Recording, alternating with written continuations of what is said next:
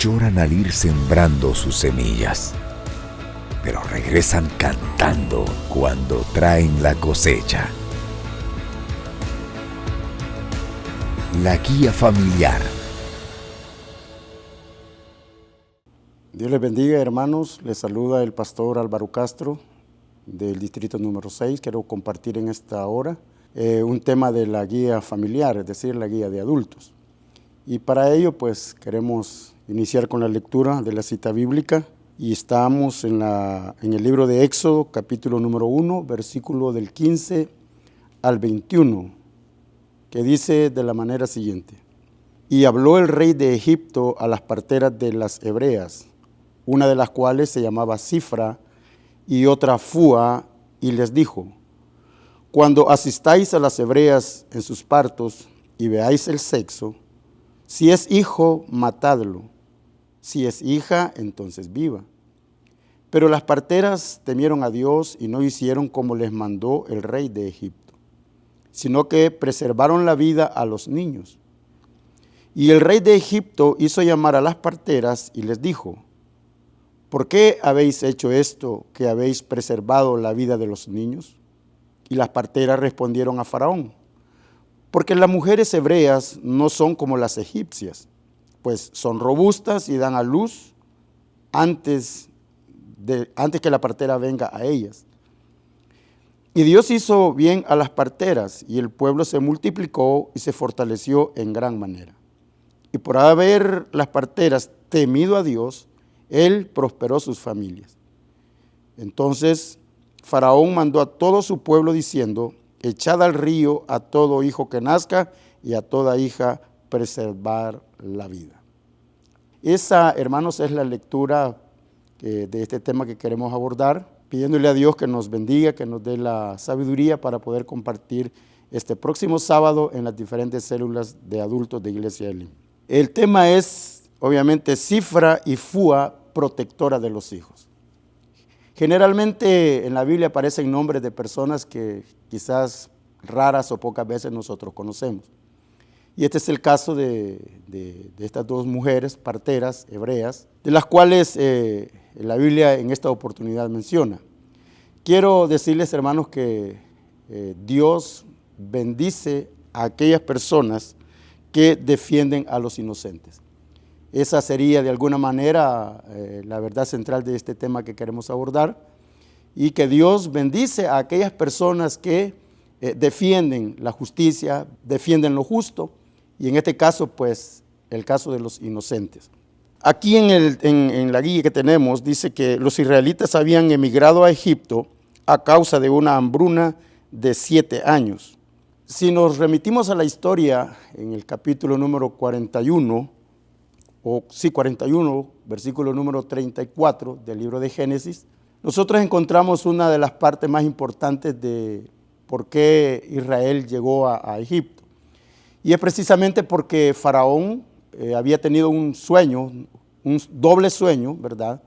Y no había quien le interpretara el sueño. Entonces José, ya conocido que interpretaba sueños, él le revela a Faraón los sueños en esa época y le habla de 7 años de abundancia y 7 años de escasez.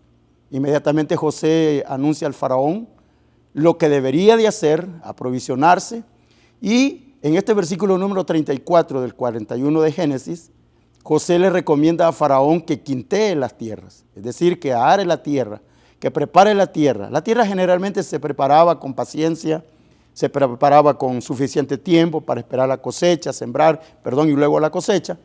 Pero en esta oportunidad, que a través del sueño, José llama a Faraón para que se apresure a quintear la tierra. Eso significa que se estaba provisionando de los 7 años de hambre que debería de haber en todo el mundo. Sin embargo, esos 7 años de provisión llegaron, se abastecieron, Egipto se abasteció, las naciones llegaban a pedir el producto a Faraón, Faraón les daba, en este caso José, que era el gobernador, y de esa manera, hermano, fue que Israel también sufrió el agravio de la hambruna. Y es así como entran a Israel alrededor de 70 personas, aunque la Biblia dice 70, luego dice 76, pero sea cual sea el número, Israel comienza, hermanos, a ser parte de Egipto. Y obviamente, hermano, quiero recordarle que Israel se ubicó en una parte llamada Gosén.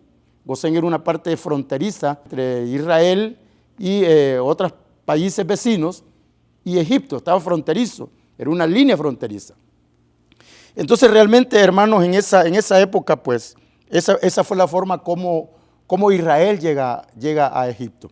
Ahora, había un problema, ¿verdad? Porque realmente dice que al ver que los israelitas aumentaban en número, tuvo temor de que llegaran a ser más poderosos que los egipcios. Ya en esta época de este versículo, ya no era el mismo gobernador, ya no era el mismo faraón, ya no era el mismo rey. Ahora era otro rey, hermano, que probablemente se llamaba Setos I. Se cree, la Biblia no dice nada de eso, pero se cree que ese era un rey egipcio que no conocía a José y por lo tanto había tomado nuevas normativas, nuevas formas de gobernar, y sin embargo él tenía dos preocupaciones. La primera, abastecerse de armamento, porque era una nación poderosa, era un imperio. Y la segunda preocupación de este rey era el crecimiento demográfico de la nación de Israel. Israel iba en ascenso, hermano, en nacimiento tras nacimiento, la población iba creciendo. Ya no eran los 70 que entraron en el principio, o 76, sino que ahora se habían multiplicado los hebreos. Y por esa razón, hermanos, este rey egipcio, que se supone que es Setos I, ideó, en este caso, llevar a la esclavitud, a la opresión, al trabajo duro a los israelitas, con dos opciones. La primera era mantenerlos al margen, y la segunda era oprimirlos para que la densidad demográfica de Israel no creciera. ¿Cuál era el temor de este rey? Que Israel se convirtiera en enemigo de Egipto. En enemigo, tarde o temprano, él decía, Israel se va a convertir en una nación poderosa y el reino de Egipto será destruido. Entonces, hermanos, vea, a raíz de esa situación o ese pensamiento de este faraón, él en primer lugar hace un decreto, el punto número 1, y es un decreto de muerte. O sea, faraón decreta muerte a los israelitas a través de las parteras. Es lo que hemos leído en la palabra del Señor. Versículo número 16 dice la palabra del Señor: cuando asistáis a las hebreas en sus partos y veáis el sexo, si es hijo, matadlo, y si es hija, entonces viva. Dado, hermano, que las parteras estas, ¿cómo se llama? Fúa y Cifra, tenían una cualidad muy importante, y estas dos mujeres, hermanos, tenían el temor a Dios. Era una prueba realmente difícil para las parteras poder tomar una decisión de esa magnitud, porque se convertirían en cómplices o asesinas directamente de la nación de los israelitas. Obviamente estas parteras habían sido enseñadas, como tenían temor de Dios. Acordémonos que Dios, nuestro Dios, es un Dios de la vida. Dios está a favor de la vida de los seres humanos. La Biblia dice, hermano, que el diablo vino a matar, hurtar y destruir. Entonces, vea la posición de Faraón. Por el temor, por el miedo a decaer en su imperio, él toma o da este decreto, hermano, de muerte. Sin embargo, nosotros sabemos, hermano, que Dios, nuestro Dios eterno, es un Dios, hermano, que está a favor de la muerte, a favor de la vida, perdón. Ahora dice acá, esto debía suceder en el momento del alumbramiento. Si era un bebé varón, las parteras deberían matarlo, probablemente asfixiado. Ahora, este era, hermanos, el decreto de Faraón. Decretó muerte, pero repito, es por el miedo de que Israel se convertiría, hermano, en una nación poderosa, pero lo que Faraón no sabía y no entendía, ni aún quizás los mismos israelitas, que en el capítulo número 46, creo yo, de Génesis, él permite que entren estos hebreos, 76 hebreos a Egipto, pero él le dice a Jacob, haré de ti una gran nación. ¿Qué significa eso? Que nadie puede detener los planes que Dios tiene para cada uno de nosotros. A pesar de las circunstancias, a pesar de las amenazas, este inicio de de motivar a las parteras a quitarles la vida era ¿cómo se llama? Una encrucijada para las parteras. Sin embargo, ellas tomaron la mejor decisión. A lo largo de las décadas, la población israelita se iría convirtiendo en femenina y nadie notaría que todo respondía a un plan premeditado de eliminación. O sea, ese era el plan. Faraón quería exterminar a la raza humana y en este caso, hermanos, al pueblo de Israel. Sin embargo, detrás de todo eso estaba el plan maravilloso de Dios de preservar la vida. Ahora aquí viene un elemento muy importante, el punto número 2, la defensa de los hijos. Esa acción de las parteras, versículo número 17. Las parteras, dice la palabra del Señor, temieron a Dios y no hicieron como les mandó el rey de Egipto, sino que preservaron la vida a los niños. Ahora, esta acción de estas dos mujeres es una acción de valentía, es una acción de convicción en Dios, es una acción de justicia, es una acción de conciencia. Ahora, uno se pregunta, bueno, ¿y qué es la conciencia? La conciencia es el conocimiento del bien y el mal que nos permite a los seres humanos hacer un buen juicio. Ellas tuvieron conciencia, tuvieron, hermanos, la capacidad de poder evadir ese mandato del faraón, y en vez de oír, de hacer lo que el faraón había enviado, ellas temieron a Dios y preservaron la vida de estos niños. Hay un pastor de allá por 1726 llamado Jonathan, el apellido no lo puedo pronunciar, pero él dijo estas palabras: la desobediencia al tirano es la obediencia a Dios. Mire qué palabra más interesante. La desobediencia al tirano o a la tiranía es la obediencia a Dios. Los seres humanos, y mayormente nosotros los creyentes, los cristianos, los hijos de Dios, por naturaleza reconocemos lo que es bueno y lo que es malo. Ahora, ¿cuántos ejemplos de desobediencia civil hay en la historia? Muchos casos de desobediencia civil. Aquí se anuncia que este es el más antiguo, probablemente hubo otro, pero este es uno de los más antiguos. La Biblia nos señala también otros casos de desobediencia.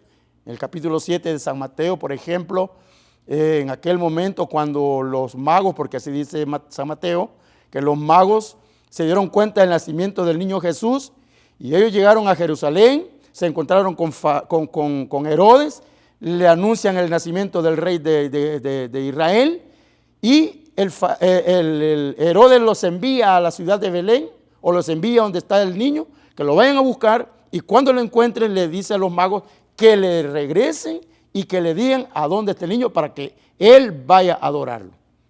Sin embargo, los magos ni se imaginaban, pero sin embargo, ellos van y encuentran la estrella de David, encuentran al niño, se regocijan con el niño, le dan los regalos al niño. Sin embargo, dice la Biblia que un ángel les habló a los magos que se regresasen por otro camino. Entonces, vea, los magos bien pudieron haber reconocido a Herodes como el mandamás, el rey, el que gobernaba, pero sin embargo, ellos oyeron la voz del ángel y prefirieron agarrar caminos diferentes. Entonces, esa es una forma como en este caso los magos desobedecieron a un hombre que tenía autoridad sobre la nación. Y así a lo largo de la historia, hermanos, han habido otros, como por ejemplo, quizás me puedo recordar de algunos, como quizás diría Mohamed Ali, no sé cuántos conocen de ese personaje, aunque no era creyente, sino que es musulmán, pero sin embargo tuvo un aspecto de desobediencia civil. Era la guerra del Vietnam en aquel momento, y a él le fue obligado que fuera a la guerra, pero él se resistió. Sin embargo, el haberse resistido le costó un campeonato de boxeo. Le suspendieron la licencia para boxear y otras cosas más. Pero eso dio pie, hermano, para quizás digo yo, hermano, saber que hay cosas correctas y hay cosas incorrectas que no las podemos hacer. Otro caso emblemático sería Rosa Parks, la costurera afroamericana, que, bueno, creo que todos conocen, o no sé, algunos lo conocen, pero en el autobús era ley que una persona de piel morena se levantara y le diera el asiento a una persona de piel blanca. Sin embargo, en el autobús, en esa ciudad, Montgomery, ¿para qué se llama? Le obligaron a que se levantara para sentar a una mujer de piel clara.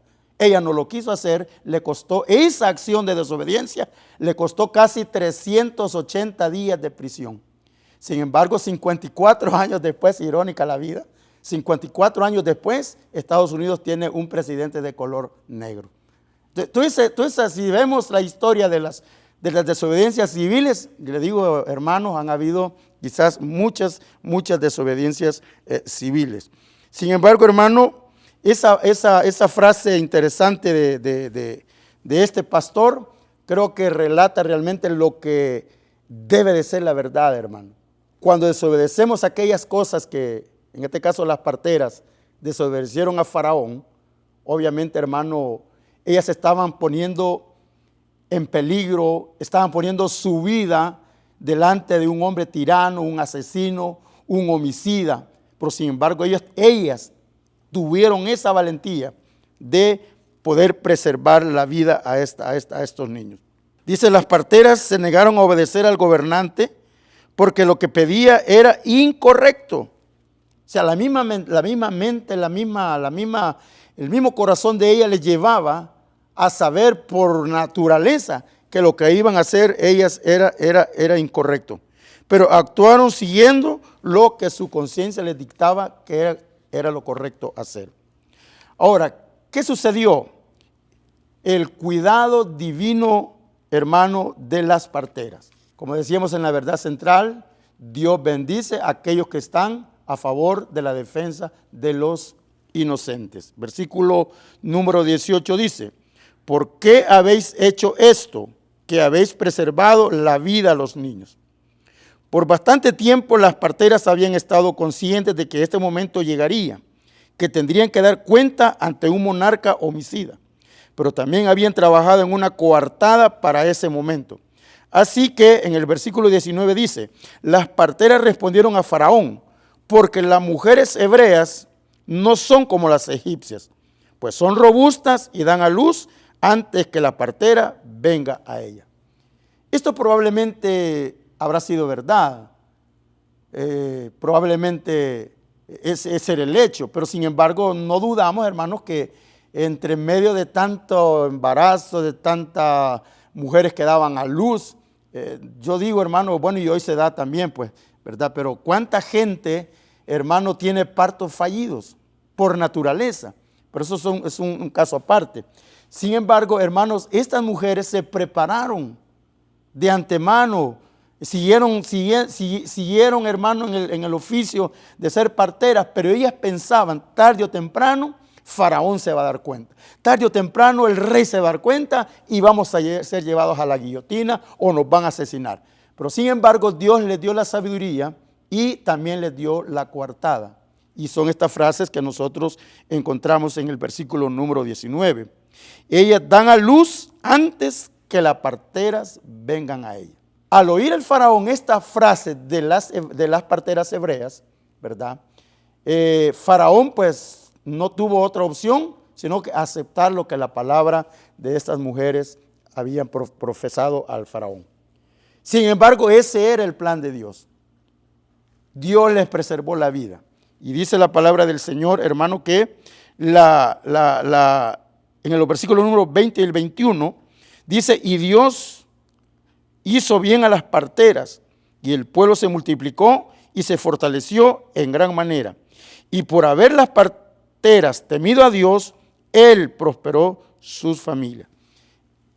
Una parte de la aplicación, hermano, es que si obedecemos a Dios, si estamos en sintonía con el Señor, si sabemos tomar las decisiones correctas en la vida, y más aún cuando estamos a favor de los inocentes, en este caso, bueno, nuestro país es un país que no está exento de la violencia infantil, la violencia contra la mujer, la violencia contra los ancianos, la violencia contra los indefensos.